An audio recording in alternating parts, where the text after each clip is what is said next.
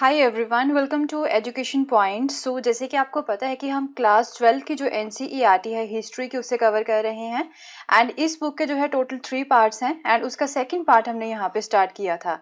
तो second part का जो 4th चैप्टर है राइट, उसमें हम बात कर रहे थे about the 16th and 17th century के बारे में। तो ये जो वो सेंचुरी है, ये वो समय है जब यहाँ पे मुगल्स थे राइट। तो मुगल्स की जो एग्रीकल्चर है राइट, उन्होंने उसके ऊपर ज़्यादा एक तरह से फोकस किया था, एग्रीकल्चर को एक्सपेंड करने के ऊपर। उसके बारे में हम यहाँ पे कवर कर रहे थे एंड इवन सोसाइटी के बारे में भी हम यहाँ पे देख रहे थे। तो हमने विलेज हेडमैन जो है उनके बारे में बात की थी, विलेज आर्टिजन्स जो होते हैं उनके बारे में बात की थी अपनी प्रीवियस वीडियोस में। एंड इवन जो है यहाँ पे फॉरेस्ट एरिया जो है उसके बारे में बात की थी। तो ऐसा नहीं है कि जो मुगल्स हैं, जैसे कि हमने ये देखा है कि उन्होंने टोटली एग्रीकल्चर को एक्सपेंड करने के ऊपर जो है फोकस किया था, क्योंकि जो है मेन साधन जो है वो उनका रेवेन्यू का यही था, एग्रीकल्चर का ही, क्योंकि लैंड बहुत ज़्यादा अवेलेबल थी उस समय में, ये जो मैं आपको पहले भी बता चुकी हूँ। बट कुछ ऐसे एरियाज भी थे यहाँ पे जो है एग्रीकल्चर पॉसिबल नहीं है, तो वो एरिया होते हैं जैसे कि फॉरेस्ट एरिया हो गए। हाउएवर वहाँ पे भी जो है कुछ चीज़ें जो है वो प्रोड्यूस होती हैं, जैसे कि कुछ हम बोल सकते हैं कि लकड़ियाँ वगैरह होगी, तो वो चीज़ें भी जो है उसका वो व्यापार किया करते थे। तो उनको भी जो है इन्होंने काफ़ी अच्छे से यूज़ किया था, फॉरेस्ट एरिया को भी।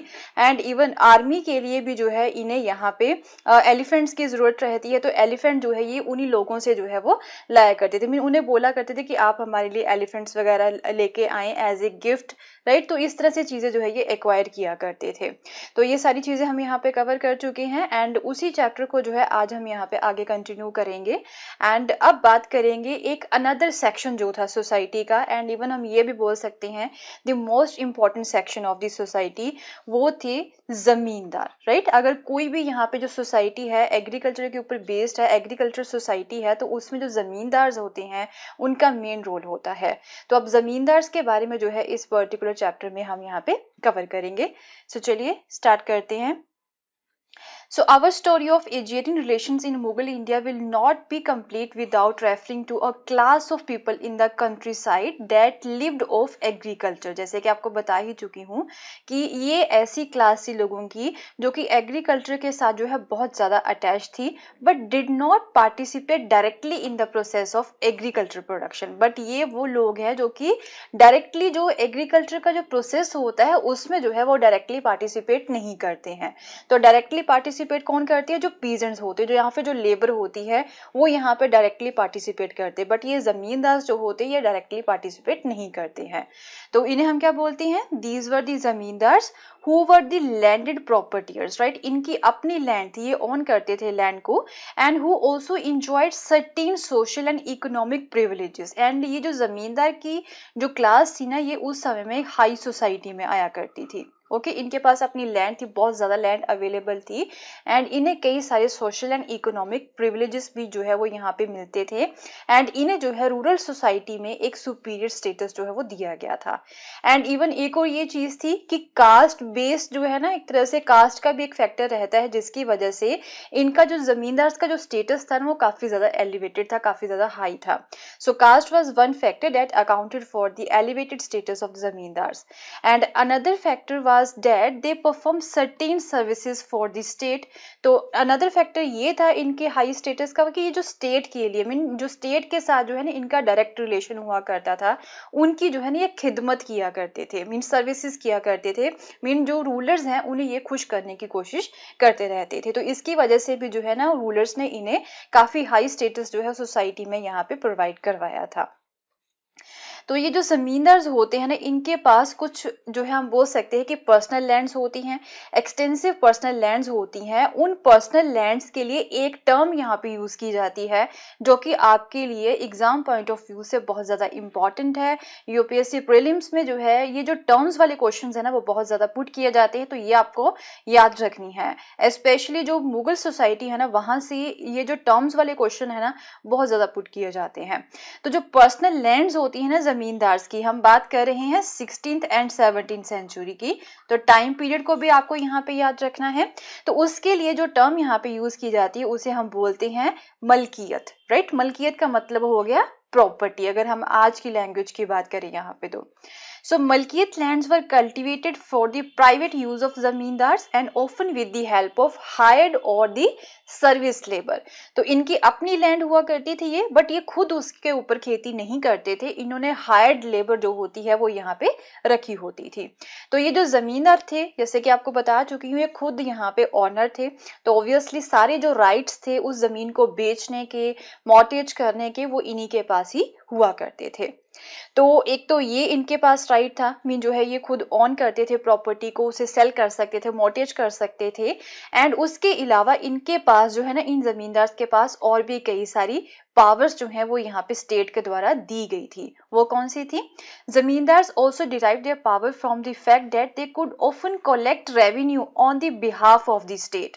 मीन स्टेट जो थी ना, यहाँ पे जो रूलर्स थे उन्होंने भी जो है ना कुछ एरियाज ऐसे डिफाइन कर रखे थे कि वो जो पर्टिकुलर एरिया है उस पर्टिकुलर जमींदार को हम दे देंगे, एंड वहां का जो रेवेन्यू है वो कौन इकट्ठा करेगा? वो जो जमींदार हुआ करते थे ना, वो ही इकट्ठा किया करते थे on the behalf of the state. Okay, and control over the military resources was another source of power, and even इन जमींदार्स को ही जो है इन्होंने मिलिट्री रिसोर्स का जो पावर होती है, जो कंट्रोल होता है, वो सारा इन्हीं के पास हुआ करता था। क्योंकि जो है जब कभी भी यहाँ पे रूलर को जरूरत पड़ती थी तो ये ही जमींदार जो थे वो मिलिट्री भी प्रोवाइड करवाया करते थे। So the most zamindars had fortresses as well as the armed contingent comprising units of cavalry, artillery and infantry। घुड़सवार सेना हो गई, पैदल सेना होगी, आर्टिलरी होगी, तो ये सारी चीजें जो है इनके पास हुआ करती थी। इन्होंने जो है ना अलग अपने फोर्ट वगैरह जो है इन जमींदारों ने बना रखे थे यहाँ पे। ओके, एंड जब कभी भी यहाँ पे जरूरत पड़ती थी राजा को तो वो इनसे हेल्प ले लेते थे, इनसे जो है आर्मी वो ले लेते थे। सो अबुल फजल जो है, जैसे कि आपको पता है, ये ट्रैवलर थे जिन्होंने मुगल स्टेट को उस समय में ट्रैवल किया था, एंड इन्होंने जो है ना काफ़ी एक बड़ा सा अकाउंट जो है वो यहाँ पे लिखा था। तो उसी से हमें जो है ना इनके बारे में इंफॉर्मेशन मिलती है मुगल स्टेट के बारे में। तो हिस्टोरियंस जो है ना उसी का यहाँ पे यूज़ करते हैं अबुल फजल के अकाउंट को ही। So Abul Fazl account indicate that an upper caste Brahmin Rajput combine had already establish firm control over the rural society. तो उनके अकाउंट के अकॉर्डिंग अगर हम यहाँ पे बात करें तो ये कुछ लोग थे यहाँ पे, जैसे कि ब्राह्मण्स हो गए, राजपूत हो गए, तो इनका जो है ना यहाँ पे रूरल सोसाइटी के ऊपर एक काफी अच्छा कंट्रोल हुआ करता था। एंड कंटेम्प्रेरी डॉक्यूमेंट्स और भी हैं यहाँ पे कई सारे जो कि उसी समय से बिलोंग करते हैं। It also give an impression that conquest may have been the source of the origin of some zamindars. कुछ जमींदार जो थे वो ऐसे थे कि उनके पास पहले से ही अपनी लैंड थी, बट कुछ लोगों ने यहाँ पे जो है ना कॉन्क्वेस्ट किए थे, मीन हमले किए थे यहाँ पे दूसरी स्टेट्स के ऊपर, एंड वहां पे जो है उस एरिया को इन्होंने जो है वन किया था, जीता था यहाँ पे। एंड फिर उसी के थ्रू हम बोल सकते हैं कि वो लोग जो थे वो जमींदार बने थे। मीन राइट, जो है इनिशियली वो जमींदार नहीं थे, हमले करके कॉन्क्वेस्ट के थ्रू जो है वो यहाँ पे जमींदार बने थे। एंड जो गरीब लोग होते हैं, जो वीकर लोग होते हैं सोसाइटी के, उन्हें जो है इन्होंने यहाँ पे दबाया था। बट हाउएवर जो स्टेट है, जो मुगल स्टेट है, वो इस तरह से जमींदारी को एक्वायर करने के हक में बिल्कुल भी नहीं थी, वो इस तरह का ऑर्डर बिल्कुल भी यहाँ पे नहीं देती थी। राइट, सो अब क्या था, मोस्टली जो स्टेट थी वो किस तरह से जमींदार जो है वो दिया करती थी, वो ये था कि नई लैंड्स को कॉलोनाइज किया करते थे। वो जो खाली पड़ी लैंड होती थी उसे कॉलोनाइज कर लेते थे, एंड उस लैंड के जो राइट्स है वो ट्रांसफर कर देते थे किसी पर्सन के under by the order of the state and by purchase, या फिर कुछ लोग जो है उसे वो खरीद भी सकते थे। राइट, तो इस तरह से जो है जमींदारी मीन जो एक लीगल प्रोसेस के थ्रू जो है जमींदारी जो है वो दिया करते थे किसी पर्सन को। बट स्टेट कभी भी ऐसा नहीं बोलती थी कि जो है आप कॉन्क्वेस्ट करें यहाँ पे किसी पर्टिकुलर लैंड को, मीन जबरदस्ती वहां की जमींदारी आप एक्वायर करें। So these were the process which perhaps permitted people belonging to the relatively lower caste to enter the rank of zamindars, as zamindars were bought and sold quick briskly in this period। तो ये conquest की वजह से हम ये बोल सकते हैं कि कई सारे जो लोअर कास्ट के लोग थे ना वो भी यहाँ पे जमींदार बन गए थे। So a combination of factors also allowed the consolidation of clan और lineage based जमींदार। तो अब क्या होता है यहाँ पे कि एक क्लैन जो होता है ना, क्लैन बेस्ड भी जमींदारी यहाँ पे चली आ रही थी। मीन जैसे कि वैसे जैसे दादा है, फिर उसका बेटा आ गया, फिर पोता आ गया, तो वो जो है यहाँ पे उनकी फैमिली जो है ना वो जमींदारी को आगे आगे वो चला रही थी। तो ये भी फैक्टर थे कि जमींदारी कई लोगों की काफी शुरू से ही जो है वो चली आ रही थी। फॉर एग्जाम्पल राजपूत हो गए, जाट्स हो गए, they adopted these strategies to consolidate their control over vast swathes of territory in the northern India. तो नॉर्दर्न इंडिया में जो है ना हमें इस तरह के कई सारे एग्जाम्पल मिलते हैं, जैसे कि राजपूत्स में एंड जाट्स में उन लोगों ने यही स्ट्रेटजीज यहाँ पे अपनाई थी। लाइनेज बेस्ड जो जमींदारी होती है, क्लैन बेस्ड जमींदारी जो होती है ना, वो यहाँ पे यूज की थी अपनी पावर को कंसोलिडेट करने के लिए किसी पर्टिकुलर जगह पे। पहले वो जमींदार हुआ करते थे उस पर्टिकुलर एरिया में, तो बाद में जाके जो है क्या बन जाते हैं, वो रूलर बन जाते हैं। Okay, so likewise peasant pastoralists थे यहाँ पे। सैडगोप्स हो गए, they carved out powerful zamindaris in areas of central and south western Bengal. तो इन एरियाज में भी जो है सैडगोप्स नाम के कुछ पेस्टोरलिस्ट थे, राइट, ये पीजेंट पेस्टोरलिस्ट थे। उन्होंने जो है ना इसी तरह से इन एरियाज में अपनी पावरफुल जमींदारी को इस्टेब्लिश किया था। So zamindar spearheaded the colonisation of agriculture land and have been settling cultivators by providing them with the means of cultivation including the cash loans. फिर ये जमींदार जो थे जिनके पास ज्यादा पावर आ जाती है, फिर वो पर्टिकुलर लैंड की जो है कॉलोनाइज कर लेते हैं, मीन खुद वहां के हेड बन जाते हैं, एंड फिर छोटे कल्टीवेटर्स को जो है ये सपोर्ट करते हैं कैश लोन्स देके कि आप भी यहाँ पे कल्टीवेटर्स बन जाएं। तो इस तरह से ये जो बाइंग एंड सेलिंग जो थी ना जमींदारी की, किस तरह से जो लोग हैं वो जमींदारी को यहाँ पे इस्टेब्लिश कर रहे थे, कुछ यहाँ पे कॉलोनाइज कर रहे थे, कुछ कॉन्केस्ट कर रहे थे। तो इसके थ्रू हम ये बोल सकते हैं कि उस समय में, right, 16th and 17th century में जो मोनेटाइजेशन का प्रोसेस था ना कंट्री साइड में, वो भी स्टार्ट हो चुका था, क्योंकि बाइंग एंड सेलिंग यहाँ पे हो रही थी जमींदारी की, तो ऑब्वियसली मोनेटाइजेशन का जो प्रोसेस था ना वो यहाँ पे शुरू हो चुका था। So in addition, zamindar sold the produce from their malkiyat lands, and obviously जो मलकियत लैंड्स होती हैं, जो शुरू से ही उनके पास ही जमींदारों के पास, तो वहां से भी जो अपना प्रोड्यूस बेचा करते थे, जैसे कोई अनाज वगैरह हो गया वो मंडियों में जाके बेचा करते थे। So there is evidence to show that zamindars often establish markets also. तो यहाँ पे हार्ट्स हुआ करते थे, मंडियों को क्या बोला करते थे, ये हार्ट्स बोला करते थे, यहाँ पे अपने प्रोड्यूस को ये बेचा करते थे। तो यहाँ पे आके वो अपने प्रोड्यूस को बेचते थे, सेल करते थे। सो ये जो मोनेटाइजेशन का प्रोसेस था ना वो भी यहाँ पे स्ट्रॉन्ग हो रहा था जब जमीन की खरीद एंड फरोख्त होती है यहाँ पे। So although there can be a little doubt that zamindars were an exploitive class, their relationship with the peasantry had an element of reciprocity, paternalism and the patronage. तो कई बार हमने यहाँ पे पढ़ा है, कई हिस्टोरियंस ये बताते हैं कि जो जमींदार थे ना वो काफी एक्सप्लॉइटिव क्लास थी। कई सारे ऐसे हिस्टोरियंस हैं, उनकी बुक्स को अगर आप यहाँ पे पढ़ेंगे तो वो यही बताएंगे कि जो जमींदार थे ना वो छोटे किसानों को बहुत ज्यादा दबाया करते थे। बट ऐसा जो है ना ज्यादा जो एक्चुअल सोर्स है ना वहां पे हमें ऐसा कोई भी एग्जाम्पल देखने को नहीं मिला है कि जो जमींदार जो थे वो एक्सप्लॉइटिव क्लास थी। जो छोटे किसान थे, जो पीजेंट्स थे ना, उनके साथ इनके जो रिलेशनशिप थे थोड़े से डिफरेंट तरीके के थे।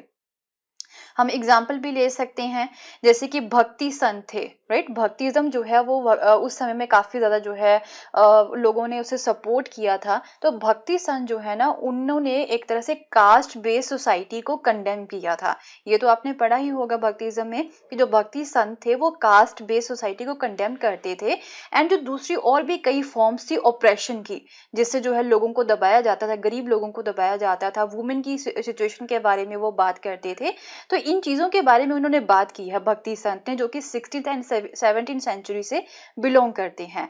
But they did not portray the zamindars, उन्होंने जो है जमींदार्स को बिल्कुल भी पोर्ट्रे नहीं किया है एज ए एक्सप्लॉइटर और दी ऑप्रेसर्स ऑफ द पीजेंट्री। वो उन्होंने जो है ऐसा कुछ भी नहीं यहाँ पे बताया है। तो एक्चुअल सोर्स जो है ना वो कुछ भी ऐसा नहीं बताते हैं। So usually it was the revenue official of the state who was the object of their ire. तो एक्चुअल में अगर हम यहाँ पे बात करें ना, जो लोग यहाँ पे दबा रहे थे किसानों को, वो ये थे जो रेवेन्यू ऑफिशियल होते हैं, मीन जो उनसे पैसा लेते हैं। ओके, रेवेन्यू इकट्ठा करने के लिए जाते थे, जो रेंट लेने के लिए जाते थे उन किसानों से, उनसे जो है ये रेवेन्यू ऑफिशियल जो है एक्चुअल में दबाया करते थे।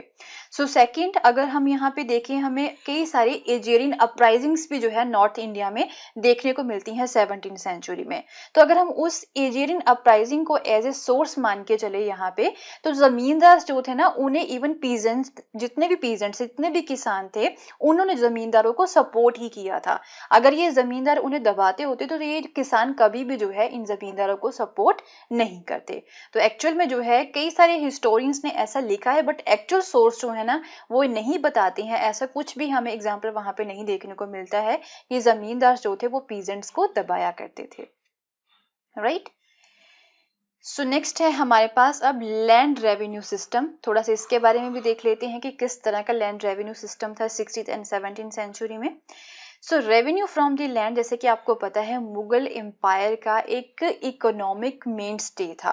मेन जो है मेन रेवेन्यू कहाँ से आता था उनका, यहीं से, एग्रीकल्चर से ही जो है वो आया करता था। लैंड से ही जो है सारा रेवेन्यू वो इकट्ठा किया करते थे। So it was therefore vital for the state to create an administrative apparatus to ensure control over agriculture production. तो ऑब्वियसली अब एग्रीकल्चर प्रोडक्शन के ऊपर कंट्रोल करने के लिए एक पूरा एडमिनिस्ट्रेशन जो है ना वो यहाँ पे मुगल एम्पायर को बनाना पड़ता है। एंड उन्हें ये भी देखना पड़ता है कि किस तरह से हम रेवेन्यू को कलेक्ट करेंगे, रेवेन्यू कितना रहेगा, कितना हमें यहाँ पे फिक्स करना है। तो ये सारी चीजें करने के लिए इन्हें यहाँ पे कुछ ऑफिसर्स को हायर करना पड़ता है। तो मुगल्स जो है वो यही करते हैं, वो पूरी पहले असेसमेंट करवाते हैं लैंड की कि कितनी लैंड है किसी पर्सन के पास, फिर उसका जो है रेवेन्यू कितना बनता है, एंड फिर किस तरह से जो लोग हैं उसे वो कलेक्ट करेंगे ये ऑफिसर्स। तो वो सारी जो है ना इसकी एक प्रॉपर एडमिनिस्ट्रेशन भी उन्होंने यहाँ पे करवाई थी। So this apparatus included the office of the diwan. पहला तो यहाँ पे एक दीवान का ऑफिस हो गया, राइट, जिसे हम दफ्तर बोल सकते हैं। Who was responsible for supervising the fiscal system of the empire। तो उसका क्या काम हुआ करता था दीवान का, कि पूरा जो फिजिकल सिस्टम है ना यहाँ पे एम्पायर का, उसे सुपरवाइज करना है। सो इस तरह से हम बोल सकते हैं कि जो रेवेन्यू ऑफिशियल्स हो गए एंड रिकॉर्ड कीपर्स हो गए, they penetrated the agriculture domain and became a decisive agent in shaping the agrarian relations. Right. तो इनका जो है मेन जो है रोल यहाँ पे हुआ करता था रेवेन्यू ऑफिशियल्स का एंड रिकॉर्ड कीपर्स का, एजेरियन रिलेशंस बनाने के लिए स्टेट एंड पीजेंट्स के बीच में, स्टेट एंड जमींदार्स के बीच में। So the Mughal state try to first acquire specific information about the extent of the agriculture land. तो मुगल्स ने पहले क्या किया कि एग्रीकल्चर लैंड जो है कहाँ तक फैली हुई है, पहले उसकी जो है स्पेसिफिक इंफॉर्मेशन इन्होंने एक्वायर की, एंड फिर उसके बाद में जो है इन्होंने टैक्सेस कितने हम यहाँ पे लोगों के ऊपर लगा सकते हैं उसे यहाँ पे फिक्स किया। तो ये जो लैंड रेवेन्यू अरेंजमेंट थी ना, इसमें जो है 2 स्टेजेस आती हैं। पहला होता है असेसमेंट करनी, देन उसके बाद में फिर जो है कलेक्ट करना रेवेन्यू को। So the Jama was the amount assessed. अब जो है इनके लिए भी जो है इन्होंने कुछ वर्ड्स यहाँ पे यूज किए हुए हैं। जो ए अकबरी है ना, राइट, ये बुक है, उसमें जो है कुछ वर्ड्स ऐसे यूज किए हुए हैं जो कि आपको याद रखने हैं। तो जो अमाउंट यहाँ पे असेस की गई थी असेसमेंट के थ्रू, उसे उसके लिए जो वर्ड यहाँ पे यूज किया है वो है दी जामा। एंड उसके अलावा एज अपोज टू दी हासिल, हासिल वर्ड जो है उस अमाउंट के लिए यूज किया गया है जो अमाउंट इन्होंने यहाँ पे कलेक्ट की थी। So in his list of the duties of the amil guzar और द रेवेन्यू कलेक्टर। अब रेवेन्यू कलेक्टर को जो है ना ये अमील गुजर भी बोलते हैं, तो ये वर्ड भी आपके लिए इंपॉर्टेंट है। So Akbar decreed that while he should strive to make cultivator pay in cash, कि जो है अकबर ने ये बोला था कि रेवेन्यू कलेक्टर जो है ना वो लोगों को बोलेगा कि आप कैश में ही पेमेंट करें जो आपका टैक्स बनता है, बट जो है जबरदस्ती किसी को जो है ऐसा नहीं बोलना कि आप कैश में ही करें, बाकी जो उसकी मर्जी है। राइट, ये कोशिश करेंगे कि वो कैश में जो है पेमेंट करें, बट जबरदस्ती किसी से जो है कैश में पेमेंट नहीं लेनी है। वो जो है उसके बदले में कोई गुड जो है वो यहाँ पे दे सकते हैं, या फिर कोई सर्विस भी वो यहाँ पे प्रोवाइड करवा सकते हैं as a tax. So while fixing revenue, the attempt of the state was to maximize its claim। बस यही होता था कि अपने claims को जो है ये maximize करना चाहते थे, right, जो state है। So यहाँ पे cultivated एंड जो कल्टीवेबल लैंड्स होती हैं जिसके ऊपर कल्टीवेशन की जा सकती है, सभी को जो है मेजर किया गया था। जो कल्टीवेटेड लैंड है एंड जो कल्टीवेबल लैंड, दोनों को पहले मेजर किया गया था। And efforts to measure the land continued under subsequent emperors. तो ये जो यहाँ पे लैंड्स को मेजर करने का काम था, एक्चुअल में अकबर ने स्टार्ट करवाया था। बट हाउएवर उसके बाद में जितने भी एम्परर्स आते हैं मुगल स्टेट के, सभी ने जो है इस प्रोसेस को आगे कंटिन्यू रखा था। सो फॉर एग्जाम्पल 1665 की अगर हम बात करें तो औरंगजेब जो है उन्होंने अपने रेवेन्यू ऑफिशियल्स को बोला था कि जो है ना हर विलेज में कितने कल्टीवेटर्स हैं उसका एक प्रॉपर एनुअल रिकॉर्ड जो है वो यहाँ पे बनाएंगे। ओके तो ये जो प्रोसेस था ना यहाँ पे लैंड्स को मेजर करने का, वो जो है सभी जितने भी मुगल रूलर्स थे अकबर से लेके औरंगजेब, सभी ने इस चीज को कंटिन्यू रखा था। So yet not all the areas were measured successfully. तो ऐसा नहीं है कि सारे एरियाज को अच्छे से यहाँ पे मेजर किया जा सकता था, जैसे कि फॉरेस्टेड एरियाज हो गए तो उन्हें जो है अच्छे से मेजर नहीं किया जा सकता था।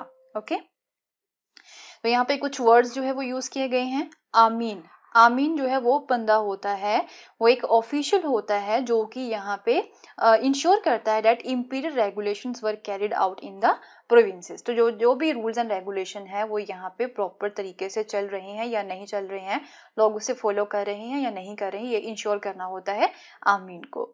उसके बाद यहाँ पे मनसाबदारी सिस्टम है। मनसाबदारी सिस्टम के बारे में हम पहले भी पढ़ चुके हैं, क्लास 6 में 7th में हम यहाँ पे इसके बारे में पढ़ चुके हैं। तो मनसाबदारी सिस्टम जो है एक एडमिनिस्ट्रेटिव सिस्टम था मुगल्स का, एंड ये मिलिट्री कम ब्यूरोक्रेटेड, राइट, मिलिट्री कम ब्यूरोक्रेटिक जो है ये सिस्टम था। इसमें क्या होता है कि सिविल एंड मिलिट्री अफेयर जो होते हैं ना स्टेट के, वो यहाँ पे उस बंदे को देखने होते हैं, मनसाबदार को। तो उन मनसाबदार को जो सैलरीज थी किसी को यहाँ पे कैश में जो है पेमेंट कर दी जाती थी, एंड कईयों को यहाँ पे जो है जागीर दे दी जाती थी, एंड उस जागीर से मीन उस लैंड से जो है वो अपना रेवेन्यू इकट्ठा कर सकते थे। तो आगे जो है चैप्टर नंबर 9 जब हम यहाँ पे कवर करेंगे तो उसमें भी जो है इसके बारे में डिटेल वे में हम कवर करेंगे, राइट। तो अब थोड़ा सा देख लेते हैं कि अकबर ने जो है लैंड्स को किस तरह से क्लासिफाई किया था। तो कितने टाइप की लैंड जो है वो उन्होंने यहाँ पे असेस की थी। पहला तो एक हो गया polaj, right, it is a land which is annually cultivated for each crop in succession and is never allowed to lie fallow. Polaj वो लैंड होती है यहाँ पे हर साल खेती होती है, कभी भी उस लैंड को जो है खाली नहीं छोड़ा जाता है। उसके अलावा है यहाँ पे प्रोती, तो ये जो है वो लैंड होती है जो है इसे कुछ समय के लिए जो है खाली छोड़ दिया जाता है, सो डैट कि इसके जो न्यूट्रिएंट्स हैं जो है उसकी जो स्ट्रेंथ है वो दोबारा से रिकवर हो जाए।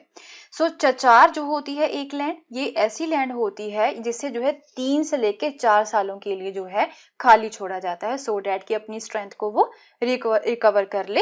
एंड एक होती है बंजर लैंड, राइट, ये जो है अनकल्टिवेटेड छोड़ी जाती है फॉर दी 5 ईयर, मिनिमम 5 साल के लिए इसे जो है अनकल्टिवेटेड छोड़ा जाता है, एंड उसके अलावा इसे जो है कितने और इस सालों के लिए जो है छोड़ा जा सकता है, मिनिमम 5 सालों के लिए तो इसे छोड़ना ही पड़ता है खाली, सो डैट कि इसके जो न्यूट्रिएंट्स है वो रीगेन हो जाए, right. So we'll continue with the same chapter in our next video, and कुछ और important aspects जो हैं about the Mughal authority, Mughal state के बारे में हम यहाँ पे कवर करेंगे।